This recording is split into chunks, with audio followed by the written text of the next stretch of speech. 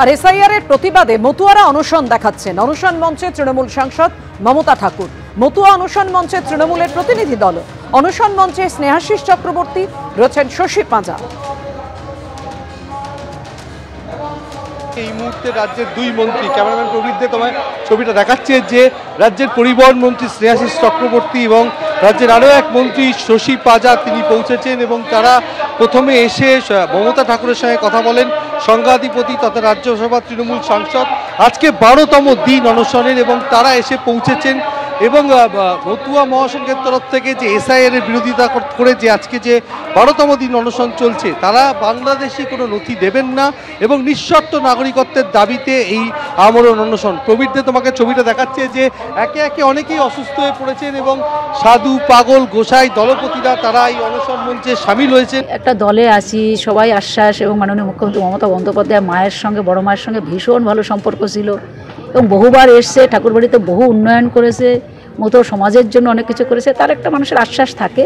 এবং বলবো যে তারা খোঁজখবর নিচ্ছিল, কথাবার্তা চলছে তার ভিতরে যে কী অবস্থা, এবং ওখান থেকেও লোক পাঠিয়ে তারা খোঁজখবরও নিয়েছে। অল ইন্ডিয়া মতো মহাসংঘ সিদ্ধান্ত নিয়েছে বড় মার নেতৃত্বে এবং কপিলকৃষ্ণ ঠাকুরের সংঘাধিপতি তার নেতৃত্বে 2010 সালে ধর্মতলায় যে বৃহত্তর আন্দোলন হয়েছে সেটাকে আমরা গতবারও আমরা করেছি, তারপর প্রায়ই আমরা করে যাচ্ছি। তো সেখানে দাঁড়িয়ে আমরা সেটাকেই আবার সিদ্ধান্ত হলো যে আমরা 28শে ডিসেম্বর সেটাকে আমরা আবার বড় রকম বৃহত্তর আকারে আমরা আন্দোলন করব। আমরা রানী রাষ্ট্রমন্ডলী রোডেই তো হয়, ওখানে আমাদের করি আমরা ওখানে ওয়াই চ্যানেলে। বালুরঘাটে এসআইআর নিয়ে হেল্প ডেস্ক বিজেপির, আর সেই হেল্প ডেস্কে সুকান্ত মজুমদার, আর এই হেল্প ডেস্কের পাশাপাশি চালু করা হয়েছে সিএ ক্যাম্পেও। ঠাকুরনগরে সিএ ক্যাম্পে কেন্দ্রীয় মন্ত্রী শান্তনু ঠাকুর, শিলিগুড়িতে সিএ ক্যাম্পে বিধায়ক শঙ্কর ঘোষ।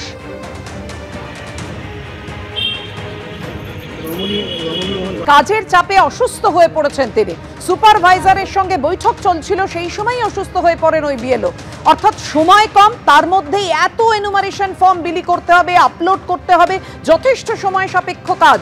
সেই কাজ এই কম সময়ের মধ্যে শেষ করা সম্ভব নয়। প্রথম থেকেই এই অভিযোগ করে আসছেন বিএলওরা।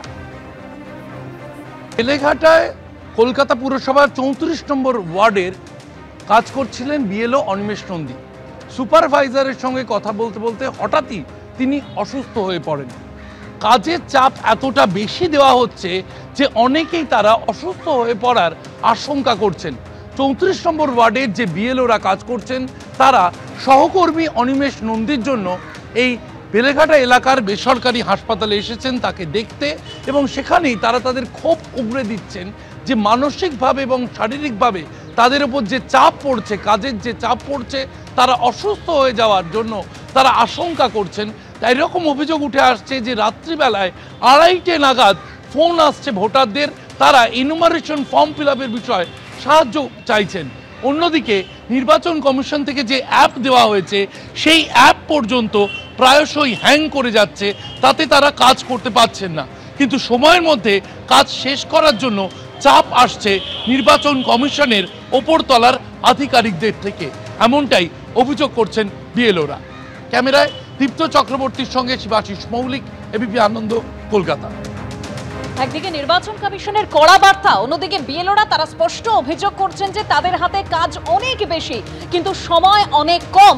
তাই এই কম সময়ের মধ্যে তারা কিভাবে কাজ সারবেন তারা বুঝতে পারছেন না। এবং যে ঘটনা আপনাদের সামনে তুলে ধরছি, অনিমেষ নন্দী কলকাতা পুরসভার 34 নম্বর ওয়ার্ডের 205 নম্বর পার্টের বিএলও, তিনি অসুস্থ হয়ে পড়েন সুপারভাইজারের সঙ্গে বৈঠক চলাকালীন, এবং তার পরিবার যেটা স্পষ্ট অভিযোগ করছেন কাজের এত প্রেসার, তার জন্যই অসুস্থ হয়ে পড়েছেন অনিমেষ নন্দী।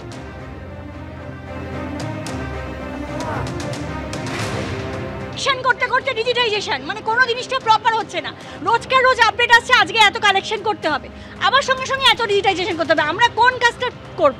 সারাদিন কালেকশনে বেরোলে এসে আমার বাড়িতে ঢুকেই সারাদিন একটা ডিজিটাইজেশন করতে কত সময় লাগে একটা করে ফর্ম? আমাদের ডিজিটাইজেশনের আমাদের কোনো প্রপার ট্রেনিং ছিল না, হুট করে ওই কাজটা চাপিয়ে দেওয়া হয়েছিল। প্রথমে বলা হয়েছিল যে আমরা ফর্ম দেবো বাড়ি বাড়ি, ফর্ম নিয়ে চলে আসবো, ফর্ম নিয়ে এসে ইসিআইকে জমা দেবো। হুট করে আমাদের বিএলও অ্যাপসে কী করলো, ডিজিটাইজেশন একটা অপশন করে দিল, এনুমারেশন ফর্ম ফিল বলে একটা অপশন করেছে।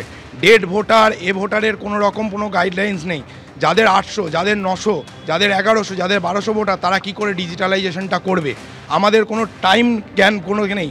বলছে আজকে এইটা দিয়ে দিন, কালকে ওটা দিয়ে দিন, মানে মানসিক প্রেশারে আমরা বিপর্যস্ত হয়ে পড়েছি। আমি নিজে ডায়াবেটিক পেশেন্ট, বা প্রত্যেক দিন 500 পাওয়ারে 2টো করে ওষুধ খাই, তারপরেও এরকম মানসিক চাপ দেওয়া হচ্ছে।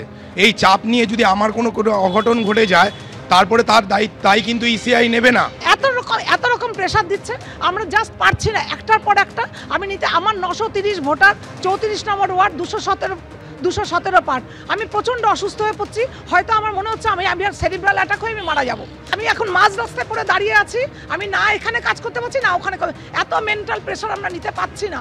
আমি জাস্ট অসুস্থ হয়ে গেছে, আমি পারছি না। আর তার মধ্যে একটা করে ফর্ম দিচ্ছি, 10 জন করে বোঝাতে হচ্ছে। আর বলছে যে আমরা কোনো ফর্ম ফিল আপ করবো না ম্যাডাম, ইয়েতে করে রাখবো, আপনি এসে দেখবেন। সেটা কি আমাদের পক্ষে পসিবল? আমাদের পক্ষে পসিবল বলুন তো? একটা লোকের আমি নাম ওখানে তুলছি, সেই সময় 4টে ফোন এসে গেল, আমার মনোসংযোগ নষ্ট হয়ে গেল। এবার ধরুন যার টাইটেল চক্রবর্তী, সেখানে যদি চৌধুরী হয়ে যায়, সে দায় তো আমার হবে। তো এইটা তো বুঝতে হবে, একটা ফোনে সে ফোন ধরবে, পাবলিকের সঙ্গে কমিউনিকেট করবে, আবার সে ডিজিটাইজ করবে। একটা নাম্বারের ওপর কীরকম চাপ পড়ছে। প্লাস আমাদের বিএলও একটা হ্যাং করে যাচ্ছে থেকে, একটা করছি হচ্ছে না, বসে আছি।